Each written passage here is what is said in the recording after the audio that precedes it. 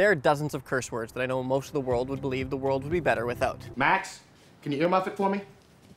And there are dozens more words that we've made up that most of us think are completely nonsensical. Swag! But all those words aside, there's one particular word I want to point our attention to today. It's the one word that I believe personally does a lot more damage on the way that we approach life and the things that we do and do not do than anything else. And this one word is something that when you hear it, is something that we all know and use quite frequently because it doesn't sound like it has any type of a negative connotation. The suspense is terrible. The one word that I think we need to cut out of our vocabulary or stop using as often as we do is later. What you talking about, Luke? Later is the word that justifies so much being put off.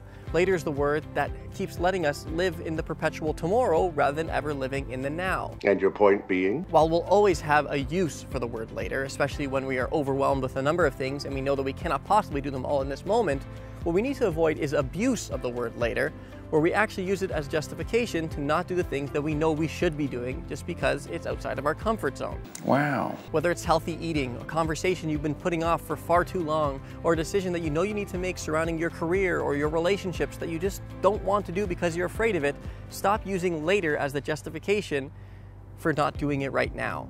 You are never going to be younger than you are right now, so if not now, when? You're blowing my mind, Frank. I'm not suggesting that we all need to become machines that never put anything off and do absolutely everything in the now and say yes to everything. Oh, thank God. But what I am saying is that we reflect upon the things that we've been perpetually putting off, the things that we know are good for us that we choose to not do because there's certain stories or fears or belief systems that surround it that we are allowing ourselves to get away with because we just use the word later, or the whole idea that, okay, we're not going to do it in this moment, but come tomorrow or the day after or a month from now, that's when we'll instigate it. You can do it! So forget the F word, forget the B word, forget the whatever letter word.